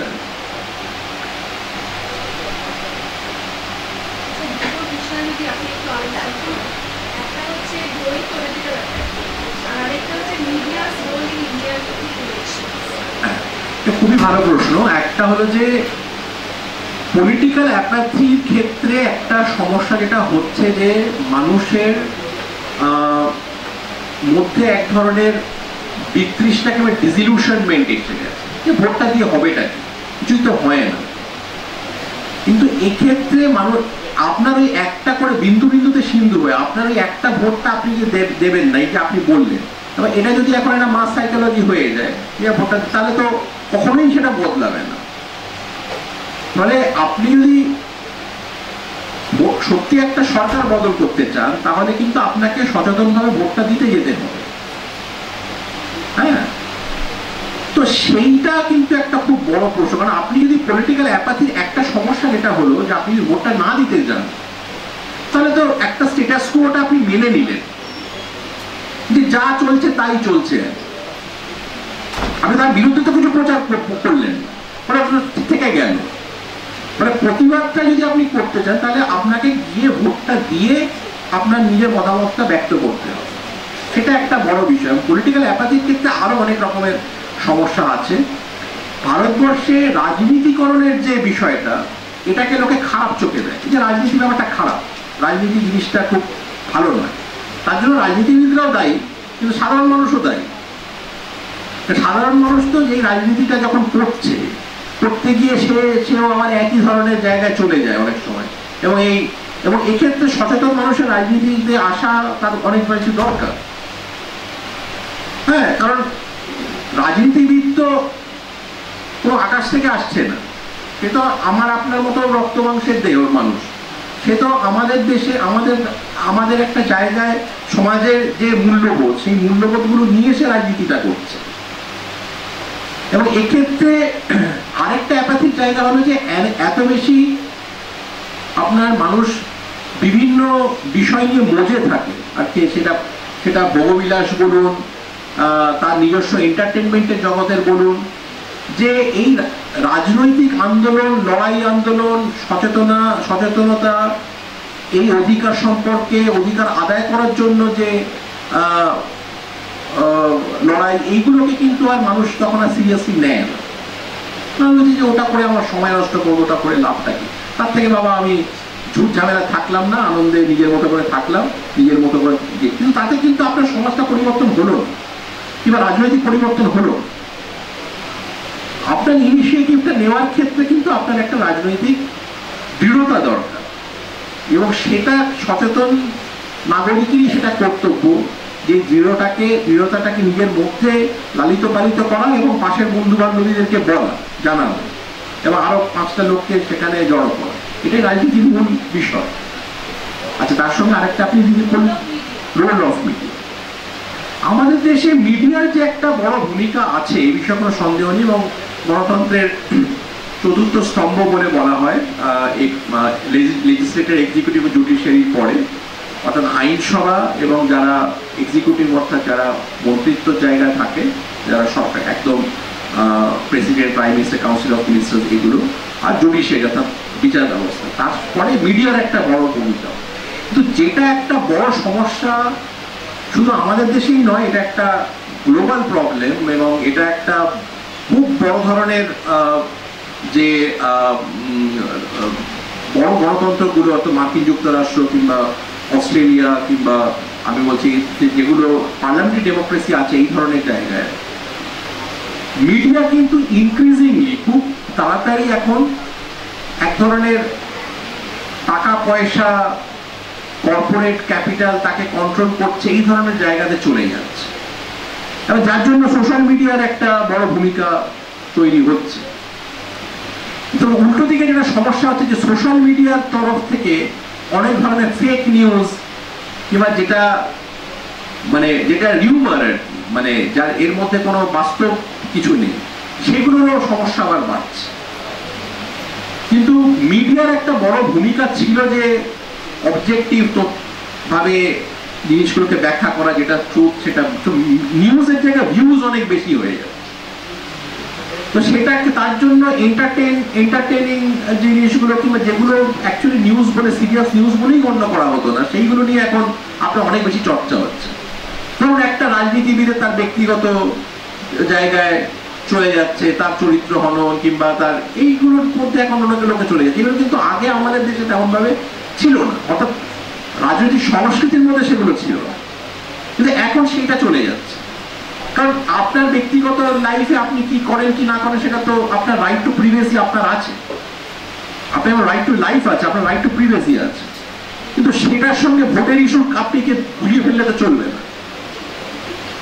আপনার ধর্ম, জাত, বর্ণ এগুলো যেমন এখানে ম্যাটার করছে না, ইউনিভার্সাল সাফারিং, মানে আপনি কার সঙ্গে প্রেম করেন, কার সঙ্গে করেন, কে আপনার বউ, কার কটা বউ কি না বউ, হ্যাঁ আগের বউয়ের সঙ্গে আপনি কি করেছেন কি না করেছেন, আপনার স্বামী ছিল কি ছিল না, এগুলো অমূলক প্রশ্ন। সচেতন নাগরিক ভোটারদের ইস্যু বেস রাজনীতি করা হতো। বলবেন যে ইস্যুটা কি, পলিটিক্যাল কথা বলুন, চারটে বাজে কথা বলবেন না, চারটে পলিটিক্যাল কথা বলুন, একদম ফ্রান্ট কথা বলবেন। গত 5 বছরে এই আপনি বলেছিলেন কি করেছে, এই হিসাবটা ভোটারদের চাওয়া উচিত, এবং এই নির্বাচনে ইস্যু কি, আপনি কি করতে চান, এইটা বারবার প্রশ্ন করা উচিত নাগরিক। সেইটা সম্পর্কে খুব সচেতন থাকা উচিত। হ্যাঁ, ভোটারের কাছে একটার বেশি তো ভোটার কার্ড থাকার কথা নয়, অনেক ক্ষেত্রে হয়ে যায় যে একাধিক ভোটার কার্ড আছে, সেক্ষেত্রে সে কি করবে? মানে এখন তো পোস্ট অফিস থেকে দিতে আসে, আগে করে যেমন মনে করুন বুথ স্তরে আধিকারিক বিএলও দিত, ওনার কার্ডগুলো নিয়ে নিতেন, এখন তো থেকে যায়, সেক্ষেত্রে কি করবে? ইলেকট্রাল রোলে যদি আপনার নামটা থাকে তাহলে আপনি ইলেকশন কমিশনের ওয়েবসাইটে গিয়ে ওখানে আপনার এপিকটা ডাউনলোড করতে পারেন।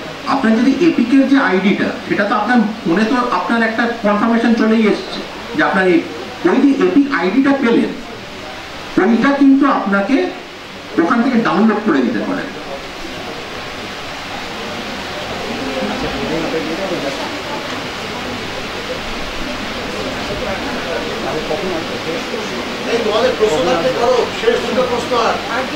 এই যে দেখুন এপিক ডাউনলোডের এই যে জায়গাটা ক্লিক করবেন,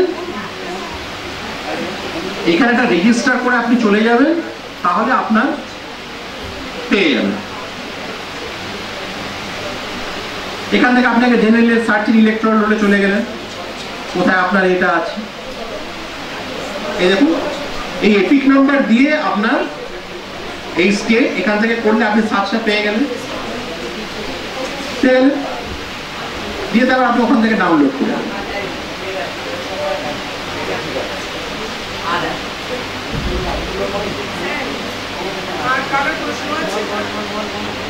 স্যার বলছি, অনেক সময় আমাদের যারা মানে আর্মি আছেন তারা তো এখানে এসে ভোট দেওয়া বা তার সম্ভব না, তো তা ওনাদের মানে ভোটের যে পদ্ধতিটা কি হয়? ওরা পোস্টাল ব্যালট, সরকারি সমস্ত কর্মী যারা সরকারি, সেটা কেন্দ্রীয় সরকার হতে পারে, রাজ্য সরকার হতে পারে, যারা ভোটের দিন অন্য একটা জায়গায় সরকারি এই ইলেকশন কমিশনের কাজের দায়িত্বের জন্য থাকে, তারা আগে একটা পোস্টাল ব্যালট তারা পাঠিয়ে দেয় যে অমুককে আমরা ভোটটা দিলাম।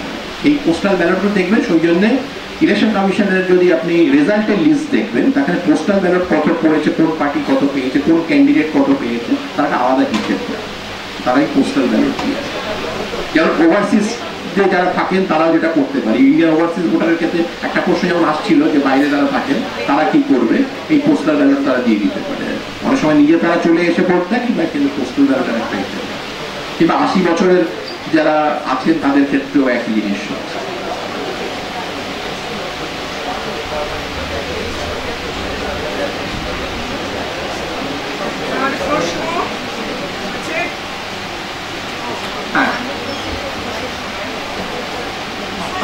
ভোটের জন্য কেন স্কুল কলেজকে চুজ করা হয় ভোট যখন দেওয়া হয় কেন্দ্রের জন্য, কেন অন্য কোনো সংগঠন বা প্রতিষ্ঠান তৈরি করা হয়নি? এটা খুবই ভালো প্রশ্ন। আমার ধারণা ইলেকট্রাল রিফর্মস এর ক্ষেত্রে এইটা কিন্তু একটা বড় ভাবে ভাবা উচিত। 2-3টে জিনিস ইলেকট্রাল রিফর্মস এর ক্ষেত্রে দরকার। সেটা এক হচ্ছে যে বলছিলাম যে মিডিয়া এবং আজকের দিনে ইলেকট্রাল বন্ডের একটা যেমন সমস্যা হচ্ছে, স্টেট ফান্ডিং অফ ইলেকশনস এটা যেমন একটা বড় দাবি করা উচিত।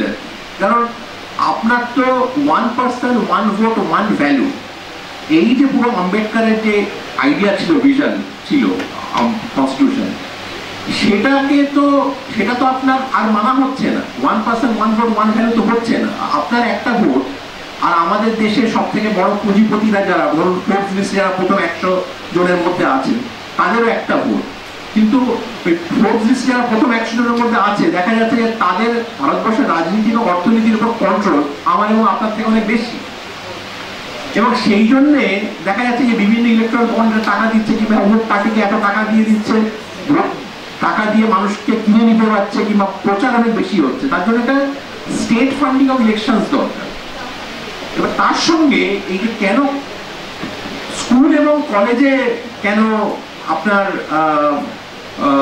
চুজ করা হলো, এইটা একটা বড় বিষয়। মানে এটার জন্য ভাবা উচিত যে তাহলে তো স্কুল কলেজের তো ক্ষতি হয়ে যেতে পারে। আমি বিলেতে ইংল্যান্ডে দেখেছিলাম যে সেখানে স্কুল কলেজে সবসময় যে হবে তার কোনো মানে নেই, অন্য একটা কোনো হলে হতে পারে, কিংবা কোনো একটা চার্চে হয়তো একটা হয়ে গেল, কিংবা অন্য কোনো একটা স্থানে আপনার ভোট দেওয়ার ক্ষেত্রে ভোট হয়। মানে এটা কিন্তু একটা বড় বিষয় যে স্কুল কলেজ এবং এতদিনের স্প্যান অফ ইলেকশন এত বেশি, তাহলে স্কুল কলেজের সাধারণ অনেক সমস্যা হতেই পারে। মানে একটা পরীক্ষা পিছিয়ে যায়, প্রত্যেক বছর এই পরীক্ষার ক্ষেত্রে একটা সমস্যা তৈরি হয়ে যায়। হ্যাঁ, তো কারণ যে বছরটা ভোট হচ্ছে না সেই বছরে পরীক্ষাটা একরকম হলো, পরের বছরে তো অন্য ভোটের জন্য পরীক্ষাটা চেঞ্জ হয়ে গেল। মানে সেটা তো অসম্ভব থাকছেই। আগের বছরের সঙ্গে এই বছরের তো ধরুন আগের বছরের যে ছাত্রছাত্রী তারা যতটা সময় পেয়েছে পরীক্ষার জন্য, আরেক পরের বছরে তো নাও সময় পেতে পারে, তাহলে তো এটা অসম্ভব জিনিস হলোই। তো এটা কিন্তু একটা খুবই ভালো প্রশ্ন। এর জন্য কিন্তু সত্যি ইলেকট্রাল রিফর্মসের ক্ষেত্রে এটা যে আমার যেমন আরেকটাও সাজেশন আছে। আমি একজন খুব পলিসি মেকারকে বলছিলাম, সে অনেক ধরনের সব বিল টিল বানায়, তাকে বলছে আমার বন্ধু, তো তাকে বলছিলাম যে ইলেকশন কমিশনের তো নিজস্ব একটা ফোর্স থাকা উচিত, এবং সেক্ষেত্রে কেন্দ্রীয় ইউনিয়ন পাবলিক সার্ভিস কমিশনের থ্রু দিয়ে সেটা হাজার হাজার লক্ষ লক্ষ আপনি যদি মানুষের চাকরিও হতে হবে, এবং তার জন্য একটা আপনি আলাদা ফোর্স করি, ইলেকশন কমিশন ফোর্স এটা ধরনের একটা যদি দরকার। কারণ ভোটের সময় এই যে বিভিন্ন কেন্দ্রীয় বাহিনী কিংবা তাদের নিজস্ব অনেক তো কাজ ছিল, যেই জায়গাগুলো তাদের সেখানে দরকার ছিল, সেইখানে তো তারা না কাজ করে ভোটের জন্য একটা রাজ্য থেকে আরেকটা রাজ্যে চলে যাচ্ছে। তো সেইটা তাহলে ওই কাজটা তাহলে কি ল্যাগ থেকে গেল, ওই কাজটা তারা তখন করতে পারছে না। তো এইগুলো নিয়ে একটু ভাবা উচিত যে নিজস্ব ইলেকশন কমিশনের যদি নিজস্ব ফোর্স থাকে, এবং তার জন্য যদি ভোট কেন্দ্রগুলোকে আলাদা করে ভোট কেন্দ্র বানানো, যেখানটায় প্রত্যেকটা বুথে একটা আলাদা করে ভোট কেন্দ্র বানানো, তার থেকে কিন্তু ওই ভোট কেন্দ্র বানাতে গেলেও দেখা যাবে যে কিছু মানুষের কাজকর্মের মধ্যে থাকবে, সেটা তার জন্য একটা আলাদা বিল্ডিং করলেন যেখানে গিয়ে লোকে ভোট দেবে, হতেই পারে। আমাদের দেশের স্থানগুলোর সমস্যা আছে, পপুলেশন অনেক বেশি, তার জন্য স্কুল কলেজগুলোকে বেছে নিয়েছে মূলত যে এই জায়গাগুলোতে আমরা ভোট কেন্দ্র করতে পারি। কিন্তু যদি আপনি শিক্ষাগত জায়গা থেকে দেখেন তাহলে কিন্তু একটা সমস্যা আছে। বিশেষ করে ছাত্রছাত্রীদের ভোটের সময় পড়াশোনার প্রতি কিংবা এগুলোকে, এবং এটাও একটা অ্যাপাথি আছে, একটা কারণ হতে পারে। ঠিক আছে, আর হ্যাঁ ঠিক আছে, দুটো এখনো বাজে, দুটোর মধ্যে তো শেষ করতে ও লাইট চলে যায়। স্যার হ্যাঁ স্যার, আমরা তো স্বাধীনতার বেশ কয়েকটা দশক কাটিয়ে এসেছি, আমরা কংগ্রেস বা প্রত্যেকটা রাজনৈতিক দলের একটা পিরিয়ড কাটিয়ে এসেছি। একবিংশ শতাব্দীতে বর্তমান ভারতে বহুদলীয় রাজনীতিতে এক দেশ এক ভোটের যে কনসেপ্টটা, এটা কি, এটা কতটা প্রাসঙ্গিক? এক ভোটের না, এক দেশ এক ভোট, এই কথাটি বর্তমান ভারতে কতটা প্রাসঙ্গিক? মোটেই প্রাসঙ্গিক নয়। এক দেশ এক ভোটটা আপনার 67 সাল পর্যন্ত হয়েছিল, কিন্তু তার কারণটা ছিল যে তখন মানে যে দল সেই সময় সরকারে ছিল আর কি, তাদের একটা নিজস্ব আপনার অনেক ধরনের মানে ডমিনেন্স থাকে।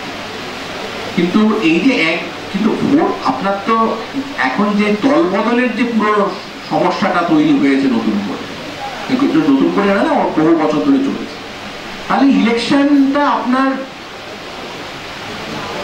একটা সরকার পড়ে যদি পড়ে যায় সমর্থন হয়, তাহলে আপনাকে একটা ইলেকশন যেতেই হচ্ছে।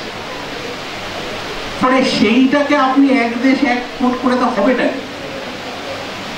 এবার আপনি বলতে পারেন যে আমরা প্রেসিডেন্সিয়াল ফর্ম অফ গভর্নমেন্টে চলে যাব,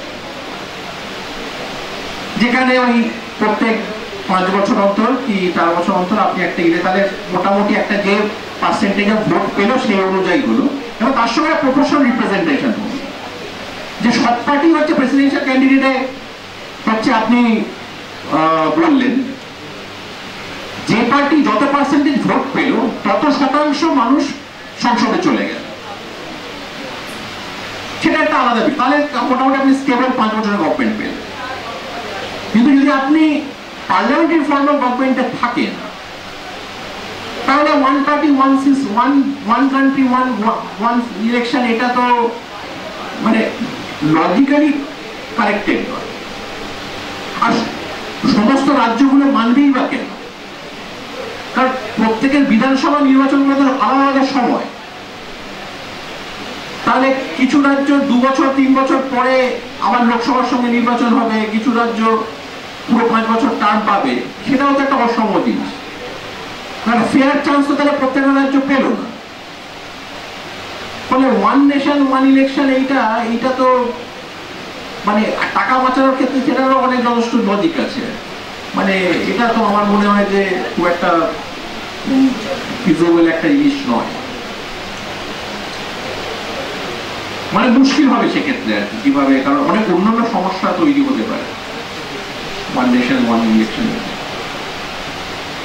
প্রেসিডেন্সিয়াল ফর্ম অফ গভর্নমেন্ট যদি চলে যায় তাহলে basic structure of constitution change করতে হয়, সেটা তো সমস্যা আছে।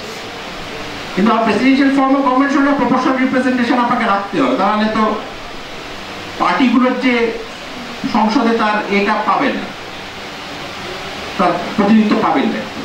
পার্লামেন্টারি স্ট্রাকচারে আপনাকে ওয়ান নেশন ওয়ান ইলেকশন, ব্রিটেনে দেখুন না, যেখান থেকে আমরা পার্লামেন্টারি পেয়েছি, তো একটা সরকার একটা প্রাইম মিনিস্টার চেঞ্জ হয়ে যাচ্ছে, তারপর আর একটা প্রাইম মিনিস্টার আসছে তার দেশে। এখন সেটা তো দলীয় ব্যাপার, যে দল সেটা কিভাবে ম্যানেজ করছে, তার জন্য জনগণকে আপনি করলে হবে না। এটা তো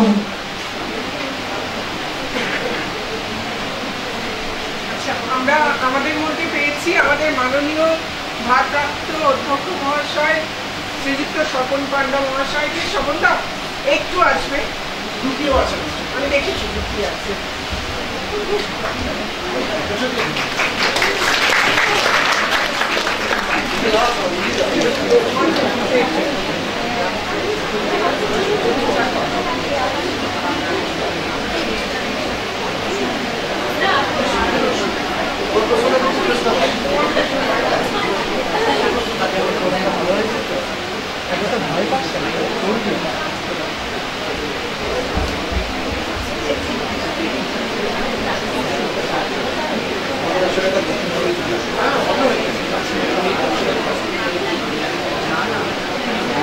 মাস্টারমশাই মহিদুল ইসলাম নমস্কার। আর আমাদের প্রিয় বন্ধুরা, প্রিয় ছাত্রছাত্রী, আমি প্রথম থেকে সবটা শুনতে পারিনি, কিন্তু যে সময় থেকে আছি খুব চমৎকার সব প্রশ্ন হচ্ছিল, উত্তর পাচ্ছিলে তোমরা, আমিও শুনছিলাম। একটা ব্যাপার আমার তোমাদের মতোই কারো কারো মতোই আমার হচ্ছিল যে রাজনীতি, ভোট, এসব সম্বন্ধে একটা খুব বিতৃষ্ণা কাজ করছিল। কিন্তু এইটা একটা প্রশ্নের উত্তরে আমি খুব সন্তুষ্ট হলাম। আমার ধারণা তোমরাও সেটা বুঝবে যে আমরা যদি এটা সত্যি ছেড়ে দিই তাহলে এই অসন্তোষের থেকে কিন্তু ভারতবর্ষ রেহাই পাবে না। ফলে আমাদের অসন্তোষকে যদি আমরা দূর করতে চাই, ভারতবর্ষকে যদি ঠিকঠাক রাখতে চাই, তাহলে আমাদের অংশগ্রহণ খুব জরুরি। এবং সেজন্যই সম্ভবত এই পরিকল্পনা যে ছাত্রছাত্রীদের মধ্যে ভোট বিষয়ে, কিভাবে ভোট দেবে, ভোট দিয়ে কী হবে, এই সমস্ত কিছু ব্যাপারে সচেতনতার জন্য এই আয়োজন। এটি চমৎকার হয়েছে, খুব ভালো। আমি সবাইকে ধন্যবাদ জানাচ্ছি। আর শেষ কথা রিমা বলবেন। ঠিক আছে বাবু।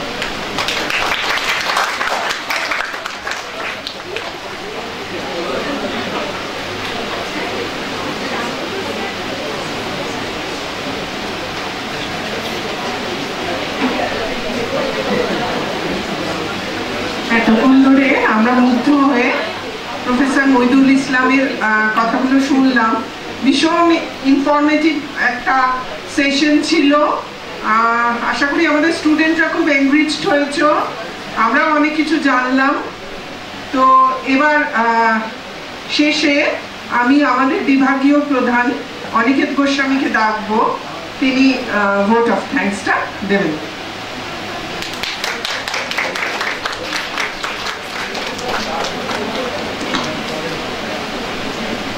আমরা আজকের অনুষ্ঠান একদম শেষ পর্বে এসে গিয়েছি। আজকে এই অনুষ্ঠানটি আয়োজন করতে আমরা কলেজের সকল কর্তৃপক্ষের কাছ থেকে সাহায্য পেয়েছি। প্রথমেই ধন্যবাদ জানাই আমাদের কলেজের অধ্যক্ষা ডক্টর মৌসুমী চ্যাটার্জি, কলেজের ভারপ্রাপ্ত অধ্যক্ষ doctor Swapan Panda, IQAC coordinator doctor Gautam Mukhopadhyay এবং ডক্টর শান্তনু বসু মহাশয়কে, এছাড়া রাষ্ট্রবিজ্ঞান বিভাগের সকল আমার সহকর্মী এবং কলেজের সকল ছাত্রছাত্রী যারা আজকে এই অনুষ্ঠানটিতে ছিলেন, এবং অবশ্যই আমাদের কলেজের সমস্ত নন টিচিং ফ্যাকাল্টি যারা রয়েছেন, এবং কলেজের অন্যান্য সকল বিভাগের অধ্যাপক এবং অধ্যাপিকাদেরকেও আমরা ধন্যবাদ জানাই। স্টুডেন্টদের ক্ষেত্রে দুটো বিষয় বলার, একটা হচ্ছে তোমাদের জন্য একটা ফিডব্যাক ফর্ম আছে, সেইটা তোমরা পেয়ে যাবে, সেটা একটু ফিল আপ করবে। এবং আজকে সব থেকে বড় ধন্যবাদ যাকে জানানো, সেটা হচ্ছে আমাদের আজকে যিনি রিসোর্স পার্সন ছিলেন অধ্যাপক মইদুল ইসলাম। তার বক্তব্যে আমরা সকলেই সবটা খুব ভালো করে জানতে পেরেছি, এবং আশা রাখবো ভবিষ্যতেও আমরা এরকম কর্মশালা আয়োজন করলে ওনাকে আবার বক্তা হিসেবে পাবো। সকলকে অসংখ্য ধন্যবাদ। স্টুডেন্টদেরকে একটু বসতে বলবো, তোমরা ফিডব্যাক ফর্মটা নিয়ে সেটা ফিল আপ করে তারপর আস্তে আস্তে ঘর থেকে বেরোবে। আচ্ছা, হ্যাঁ, আর এবার আমাদের পোস্টার কম্পিটিশন যেটা হয়েছিল সেখানে প্রথম হয়েছে মুসা কাজেম মোল্লা, এবং সেখানে যুগ্মভাবে রয়েছে অভিষেক রয়। হ্যাঁ, চলে এসো তোমার, চলে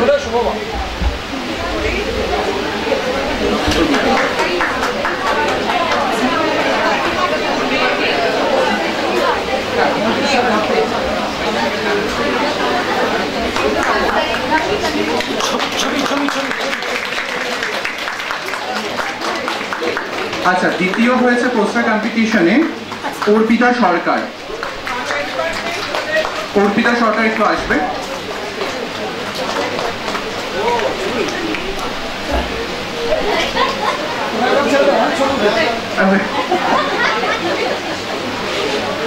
আচ্ছা, এসপি স্যার একটু আসবেন। অর্পিতা সরকার। আর তৃতীয় হয়েছে তন্ময় সরকার এবং অঙ্কিতা মিত্র। আমি গৌতম স্যারকে বলবো একটু আসার জন্য। Political science department.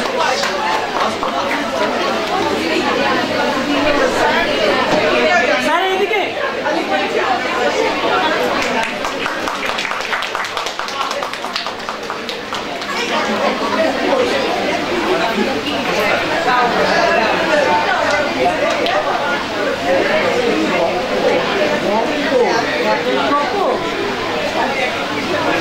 আমি আগেই বলেছিলাম যে পোস্টারগুলো খুবই ভালো হয়েছে, কিন্তু প্রাইজগুলো কেন এই অর্ডারে সাজানো হয়েছে? এক হচ্ছে একটা পোস্টারেই বারাক ওবামা এইগুলো করার ফলে যেটা আমার মনে হয়েছে যে যেহেতু মার্কিন যুক্তরাষ্ট্রের যে সিস্টেম তার সঙ্গে আমাদের সিস্টেমটা মেলে না, এবং আমরা প্রেসিডেন্সিয়াল ফর্ম অফ গভর্নমেন্ট এইসব জায়গায় যাই না, ফলে এটা আমার মনে হয়েছে যে এক ধরনের ওই উক্তিগুলো না দিলেই ভালো হতো, বরঞ্চ একটা আম্বেদকরের উক্তি কিংবা কনস্টিটিউশন থেকে একটা কিছু দিয়ে ভালো হলো। ফলে আমার প্রথম তিনটের মধ্যে ওটা থাকছেই না, ওটাকে আউট হয়ে গেল আগে। আমার যেটা প্রথম প্রাইজের ক্ষেত্রে বলা হয়েছে যে খুব অবজেক্টিভলি নিউ একটা ডিটেলসগুলো ছিল, পরিষ্কার করে বাংলায় লেখা ডিটেলসগুলো থাকা, এবং ইলেকশন কমিশনের সচেতনতার জায়গা থেকে যদি দেখেন তাহলে কিন্তু ওই পোস্টারটা সব থেকে ভালো হয়েছে, ফলে ফার্স্ট ওই র্যাঙ্ক হলো। দ্বিতীয়টা আমার মনে হয়েছিল যে এই মহিলাদের পার্টিসিপেশন সেক্ষেত্রে একটা, কিন্তু আমি আরেকটু এক্সপেক্ট করি 33% রিজার্ভেশন এই ধরনের একটা ডিবেটগুলোকে যদি আরেকটু নিয়ে আসা হয়, যে শুধুমাত্র ওই কয়েকটা মহিলার ছবি দিয়ে যার মহিলা পলিটিশিয়ান তার তুলনায়, কারণ ওটা একটা বড় বলা হয় যে মহিলা পার্টিকেই তো আমাদের প্রেসিডেন্ট করে দিয়েছে, এমনি মুখ ছিলেন, আগে প্রাইম মিনিস্টার ছিলেন, মুখ দলের নেত্রী, হ্যাঁ ওই চিফ মিনিস্টার, এটার থেকে এই যে 33 ওমেন্স রিজার্ভেশন বিল এবং সেই সংক্রান্ত সেই ডিমান্ড ওই ধরনেরগুলো রাখলে আরেকটু সাথে হয়তো ফার্স্ট প্রাইজ পেত, কিন্তু ওটা সেকেন্ড প্রাইজ হলো। আর একটা থার্ডও আমার মনে হয় যে ইলেকশন কমিশনের সচেতনতার ক্ষেত্রে ওই আরেকটা পোস্টারও ভালো ছিল। আর মিডিয়ার ক্ষেত্রে এই জায়গাটা যে পোস্টারটা ছিল সেইটা মানে তেমন ভাবে দৃষ্টিনন্দন, কিন্তু সেক্ষেত্রে এই মিডিয়ার যে সমস্যা এবং সেটা যে ক্রমশ আরো বট হয়ে যাচ্ছে, এই গদি মিডিয়া বলছে, এবং এই ধরনের একটা প্রচার যদি আসতো এবং সেখানে মিডিয়া বলতে ওখানে সামাজিক সোশ্যাল মিডিয়ার একটা যদি স্পেস আরেকটু পোস্টারের মধ্যে থাকতো তাহলে আমার মনে হয় আরেকটু ভালো করতে পারতো। আর আরেকটা ধরনের পোস্টার আমার একটু জেনারেল মনে হয়েছিল, সেই জন্যে আমি র্যাঙ্কটা করতে পারিনি মনে হয়। ঠিক আছে,